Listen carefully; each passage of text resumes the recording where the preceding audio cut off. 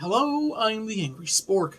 When DC and Marvel had their big 1996 dust-up, it included some obvious combatants like Hulk vs. Superman, Namor vs. Aquaman, but also had a couple of confusing ones like Wonder Woman fighting Storm, and even more bewildering Storm 1. Well, that's a popularity contest for you, but perhaps they do better as a fused being. Let's get reading today's comic and see if this Amazon delivers.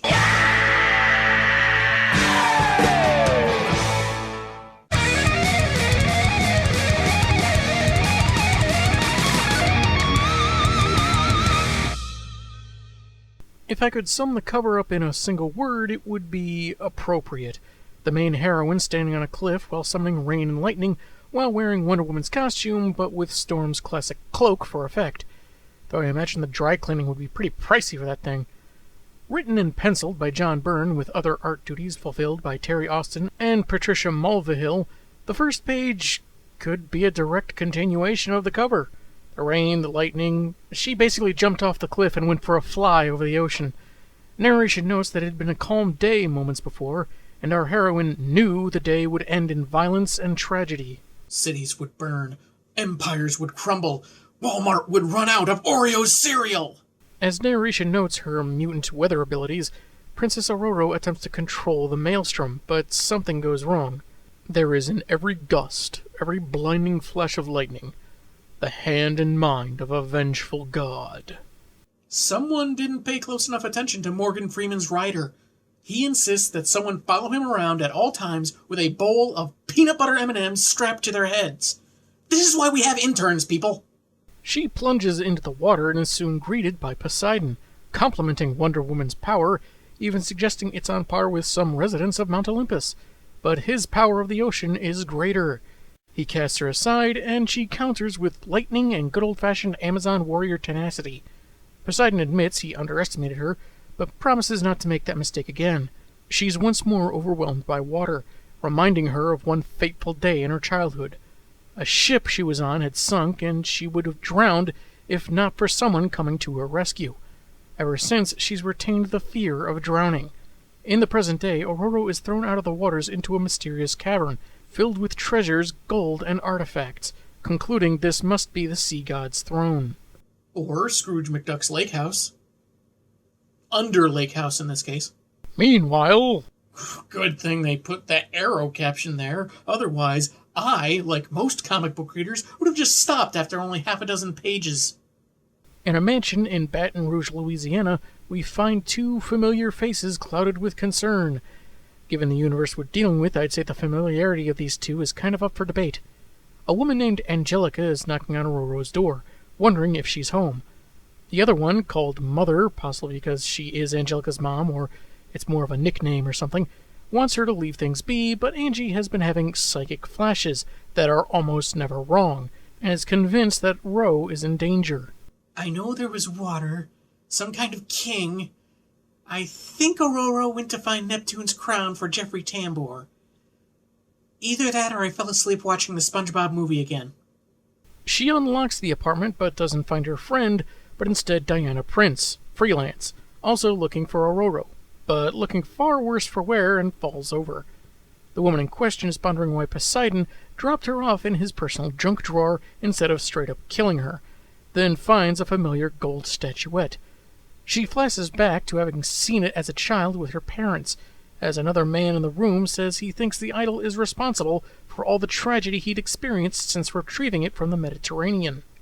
It had absolutely nothing to do with my compulsive gambling, problem drinking, or strange compulsion to throw bricks at anyone wearing a green shirt. It was all the statue. A wild Poseidon suddenly appears, striking Aurora down and accusing her of stealing. The case of the waterlogged wonder thief will be settled today on the Merpeople's Court. She rightly points out that Posey grabbed her and dropped her in his grotto, so he can either explain why or kill her and get this all over with. Because she was instinctively drawn to that statuette out of everything else in his trove, it was no accident she was on the boat he sank on that day years back. This triggers another flashback, when a younger Ro and Diana started swapping punches. They get separated by Hippolyta and another Amazon, one who said that they both started it. So I guess they counted from 3 and started swinging? Anyway, the two were fighting because Diana said Aurora wasn't a real Amazon, nor Hippolyta's real daughter. The Queen, having little choice but to deal with this matter now, says that while Diana was correct, her way of saying it was neither as kind nor as wise as it should have been.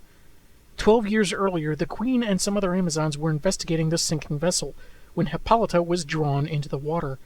She found the struggling Aurora and brought her to Themyscira, where she'd recover from her near-death experience.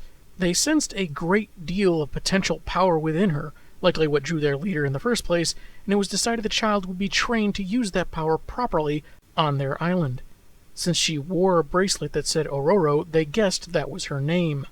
It's a proud Themysciran tradition to name rescued children after whatever's written on what it is they're wearing. Just think of the mighty and proud Amazonian warriors such as Abercrombie, Tumble Dry Low, and I'm with Stupid. Poseidon reaffirms that, he sunk the vessel but doesn't see a problem, since he's a god and his needs are superior. Besides, it's more important that Aurora admit her involvement. Despite being a frickin' toddler at the time. Over 25 years ago, an earthquake had apparently exposed Poseidon's treasure stash, and was discovered by the man we saw with Aurora and her parents earlier. He took the statue he later blamed for his woes, which is the match for the one Aurora would find in the present day. Basically, the guy took one of Poseidon's salt and pepper shakers. Waters start getting rougher, so the man returns to a boat he was on, saying aftershocks from the recent quake are making the waters angry. But a sailor of 40 years says the seas are ancient, and it's where the old gods make their presence known. Posey says that even though the thief escaped, he'd already cursed him, so long as he possessed the statue. The man, Professor Malcolm, is soon seen lamenting how out of control his life has become. His father died, his wife left, and his funding cut off. Just to name a few problems. It was as if every aspect of his life was manipulated by an outside force. Oh, that's preposterous, Malcolm. You're too smart, too rational to believe such things. You've just had a streak of bad luck. It happens to everyone at one time or another. Okay, wouldn't bad luck be considered equally preposterous to a singular entity being behind Malcolm's misfortunes? I mean, it's just as ethereal and unseen as whatever Malcolm thinks is behind it all, so why would this guy bring it up unless he's being ironic? Or maybe he's just philosophically opposed to the guy next to him. Mal, however, realizes his problems began when he found that artifact, and soon he'd be on the ship, dubbed the Arabian Princess, where we see him with Aurora's parents. Her dad, a photojournalist, is incredulous, but the prof figures he hasn't really got anything to lose by tossing the statuette overboard as they sail past the area he first discovered it. A storm suddenly forms in the quiet sea, and Poseidon shows himself. Now with his target back within his watery domain, the sea god can do more than merely vex him from a distance, as he bifurcates the cruise ship in revenge. Is this some mad joke? Hey, if you don't get it, you don't get it. I guess my humor's just too sophisticated for you. Wonder Woman says the old god has become foolish and forgotten his place in the universe. And that does not exactly go well with Posey. Probably more than calling him Posey. Instead of a quick and painless death, since Themyscira paid so much devotion to Olympus over the years, he'll take his time killing her, starting with ensnaring Aurora in strips of lettuce. I can't really tell what kind. If it's romaine, then she has a fighting chance, but if it's iceberg, she's done for. The adopted Amazon will serve as an example to those who would defy a god, but defiant our heroine remains, saying Poseidon lacks understanding. Whereas once he and the rest of the Olympian pantheon were the most powerful on Earth, shaping humanity for better or worse, eventually mankind turned away, progressed, moved on to other philosophies, other faiths, and to science. Now the old gods are only remembered in museums, antiquity, and apparently Professor Malcolm sought to rekindle interest in their stories, only to perish by Poseidon's pettiness. Real shame, because Malcolm was really cool, so much so he let the kids wear armor and handle the swords. The sea god is cut by her words, realizing the error of his ways, and releases his captive. Despite being right, she wonders how long before Posey goes back to blindly smiting people, and he replies that remains to be seen. But for today, his enlightenment by her monologue ought to suffice. The comic ends with Wonder Woman returning to the skies, not entirely satisfied, but accepting the outcome, while hoping that the spirits of the thousands lost on that ship, including her parents, can rest a little easier now. That was Amazon, and I really liked the story. A good back and forth between Poseidon and Aurora in a way that'd feel right at home in a standard Wonder Woman comic from DC. But there are foundational problems to be had. I can more or less accept the stuff in Baton Rouge with Angelica and Diana Prince freelance doesn't really lead to anything. It was really another lived-in feature that are in so many Amalgam books. Though I noticed how the next issue synopsis suggests Diana spurned Aurora, like their relationship isn't all that great, which feels like the opposite of what they showed in Bullets and Bracelets. Probably another communications-related error. But while the story is basically this big flashback-filled argument between Ro and Poseidon, it's got a lot of unanswered questions, just as a story. Ignoring the minutiae of two universes combining, why would the sea god grab someone who was maybe 2 years old at the time he struck the ship down? Did he think she had some latent memories? For 12 years she thought she was a born Themysciran like any other Amazon. Recognizing that statue was the most we saw that she knew anything about her birth parents. And since we don't really get a sense of how the flashbacks are framed for the characters, Poseidon seems to clearly know all the information already. Past events aren't projected before them like some magic hologram or played out in their minds like a movie. They're explaining things while we, the audience, get a visual context. So who's the one that saw Malcolm arguing with his fellow professors? I'd imagine Poseidon, but if that's the case, he should have seen he was, I guess, a professor of ancient Greek studies, and realized he wasn't a thief, but a scholar, and was returning what he took. Aurora couldn't know offhand because she was a child, not likely to remember ever meeting the man, and probably didn't have the focus to really understand what he and her parents were talking about, let alone why they were on the same boat. It's like Poseidon has all the information, but doesn't know certain details he should know. You know? Here's how I think it could have been framed better. As a young child, Aurora's parents were on the ship either for vacation or part of the dad's assignment as a photojournalist. They see Malcolm looking a bit nervous and decide to be friendly and strike up a conversation because they're sociable like that. That's when the prof explains his job, love of Greek stories, maybe even have him show pictures of his students enjoying his lectures and being fascinated by the artifacts. Then he gets to finding the statue, the misfortune that followed, and the hope that chucking the cursed item back into the sea will fix things. But before he can get the chance, the boat is sunk. It was hinted at that the god could only do so much beyond the curse because his target was on land, so that could excuse him not knowing more about Malcolm, but sensed his familiar presence on the ship and destroyed it and everyone on it in a furious rage. Say that for years he wondered if there was a survivor, and recognized Wonder Woman as the white-haired little girl in Mal's vicinity he gave little thought to at the time. One day, tired of the questions in his head, he takes some initiative and decides to confront Aurora, take her to his grotto, and confirm his suspicions. Using some kind of divine magic, he could unlock her memories of meeting Malcolm, realize the man wasn't a thief, and his shame and guilt get compounded by Wondery's monologue about the old gods being forgotten. She'd spent time as a superhero and became more worldly, whereas Poseidon stayed in the waters, learning nothing. Not that I'm trying to tell anyone how to do their jobs here, it's just that I think the story would have been a bit more cohesive that way. Next up, it's time to fall in line and stand at attention. We've been drafted to read Super Soldier. We've got a really cool cover here. Washington, D.C. in the background, as evidenced by the Capitol building, and we see our main character using a shield shaped like the House of El to fight a Nazi robot. This is just in case some idiot in the book tries to say that there were good programmers on both sides. His costume is basically Captain America's, except no gloves, it's got Superman's trunks, and an opening in the mask to let his hair out, because how else are we going to get that classic S-curl? Much like with Spider-Boy, it helps that the two characters already have the same basic color scheme. I imagine this may have been one of the easier designs, but for all I know, one of the artists was up for days trying to work it all out. Mark Waid and Dave Gibbons worked together on the script, joined on art duties by Angus McKee. The story has a much more somber beginning. The military finds a crashed space rocket of unknown origin in 1938, the year Superman debuted, but cite that nothing inside survived. and we see one soldier holding a baby's body. The baby was just sent through time to be raised somewhere else, right?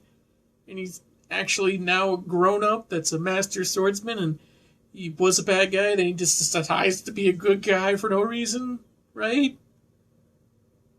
I'm extra sad now. They took some cell samples from the deceased for study and experimentation. When World War II kicked off, those cells were added to their super soldier formula. They proceeded to inject the scientific cocktail into an unnamed 4F volunteer, who looks pretty muscular, actually. Seriously, what was this 4F about? He looks like he's in pretty good shape. Anyway, an enormous amount of solar radiation later, the young man had powers and abilities far beyond those of mortal men. He's respectful to retail clerks and waitstaff, even if they screw up. When he asks how your day was, he genuinely wants to know. And he once went vegan for a while without getting snobby about it. Truly, these are superhuman abilities. The transformation was observed by narrator Jimmy Olsen, who'd somehow managed to hide inside a military lab. The fast-talking photog agreed to keep quiet about everything if he became the official press flack for the new champion of liberty. And they apparently agreed, as Olsen documented Super Soldier's every move as he almost single-handedly won the war. You just gotta love this shot of him lifting a tank with one hand while there's chaos all around him. Part of the fun here kind of has to come from your imagination. Like, you have to imagine that tank is full of Nazis and hopefully about to get thrown at another tank full of Nazis. Nazis suck, in case you haven't gotten the subtext. However, a robot called Ultra Metallo, powered by a mysterious source, proved particularly formidable as Soldier intercepted its journey to Washington, D.C. As a result, the two fell into icy waters and haven't been seen since. Olsen had the story of the century, but was conflicted between his journalistic integrity to report the truth — yeah, actual journalists tend to do that, shocking — and the fact that telling the world that America's champion was dead would lead Allied morale to suffer. On top of that, Lex Luthor is reportedly perfecting weapons called K-bombs. K as in potassium? Wait a minute. He's filled the bombs full of bananas as payment to the monkeys to start the monkey revolution and then install himself as the supreme monkey ruler. That diseased maniac. Jimmy basically decides to lie, say that his star-spangled pal won the war and retired to anonymity. We jump ahead 50 years to the present day, where Olsen has been subdued by Hydra agents, beaten, and his journal entries read to him by Lex Luthor. The villain figures that Ultra Metallo was partially successful. He didn't kill Super Soldier as he recently resurfaced, but he's weaker than he used to be, and Luthor may have an idea as to why. He tells his men to kill Olsen, and we see his wrinkly face is all green. This reboot of The Mask sure is weird. I know they said Jim Carrey has a rubbery face, but this is ridiculous. Jim later makes a dramatic entrance into the Daily Planet, where he's editor-in-chief. He escaped his captors thanks to some tricks he learned from the Super Soldier and being underestimated. A blonde, bespectacled employee is quick to catch him before he falls, hearing him say he'd been kidnapped by Hydra, and the ominous message of Washington at 4, while Clark Kent holds a broken watch. As others tend to their boss and call an ambulance, Kent sneaks off to the storeroom, taking his shield from a nondescript case and revealing his costume beneath his clothes, which is just Superman enough to deserve some John Williams. He flies out of the building, monologuing about being frozen in ice for 5 decades before being thawed out by the JLA. Into a world without justice. You think 1996 is a world without justice? I know of a couple of years since then that respond with the phrase, "hold my beer." Soldier is aware that his powers are gradually weakening, while Hydra gets stronger, and he alone knows that Luthor isn't the saintly figure the public believes, but a war profiteer. Instead of proving that during the war, Double S confronted Ultra Metallo and became trapped while Luthor and his evil flourished. Vowing to make up for that shame at any cost, he arrives at DC at 4 o'clock, but no sign of enemy activity. What signal were you trying to give me with your watch, old friend? Okay, that was a pretty clever nod. Anyway, searching around, he notices how the shadow cast by the Washington Monument is similar to a sundial, and at the 4 o'clock hour is cast on a particular building, so flies in to investigate. And by investigate, I mean crash in and start smacking fools around. Luthor appears, which is surprising given his longtime facade as a beloved philanthropist and recluse, but he's not worried about his presence in a Hydra base making it to the papers, as he reveals Ultra Metallo, back from its own watery grave. When his forces recently discovered the machine, Luthor knew Olsen's original story of its destruction was bogus, and now tasks it with its original mission: arrive at the White House, detonate its internally held bomb, and destroy the nation's capital. Oh, you couldn't destroy every politician. Just watch us. That sounds bad, but if the IRS gets caught up in it too, I think some people would find a silver lining. Watching from his bunker and communicating on a frequency his enemy can hear, Luthor mockingly urges Super Soldier to keep fighting, knowing that at his peak he fought the robot to a standstill, a peak from which he's since descended. Something about his mechanical opponent saps his strength, but that's no excuse to call it quits. He lands a punch that dents Metallo's chestplate, making a hole so he can get to the bomb, but is staggered by radiation from the robot's power source, a glowing meteorite that was found near the alien rocket. Dubbed Kansas Load, or Green K for short, Luthor took some time before figuring out what to do with it. On top of using it to power the literal walking bomb, he made the other K-bombs, injected himself with it to prolong his life. Tried polishing his car with it, baked it into muffins and sweetbreads, and there was that unfortunate experiment in body waxing. As the metal monstrosity makes its way through the capital, Super Soldier catches his breath, reasoning that the K disrupts the alien cells within him, and for some reason gets a second wind whenever he gets knocked away.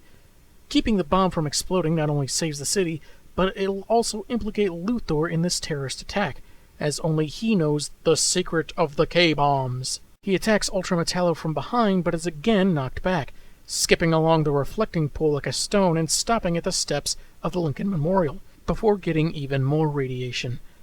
After reducing the Oval Office to a crater, Lex expects people to happily accept his leadership, while his old enemy dies. Soldier weakly flies away, which Avocado Luthor is thrilled about, so sends Metallo on its merry way to the White House. Secret Service shoot in vain, and the army won't arrive in time to stop the threat. And then a large cylinder hurls through the air and pierces the robot like a javelin. It's one of the many lead-lined pipes that Soldier landed on earlier, and he pieced together it's what protected him from the irradiated rock. Securing the bomb inside the pipe, he tosses it up, and away. Lex, however, is defiant. I won't be defeated like this. Do you hear me? I'll blow the bomb yet.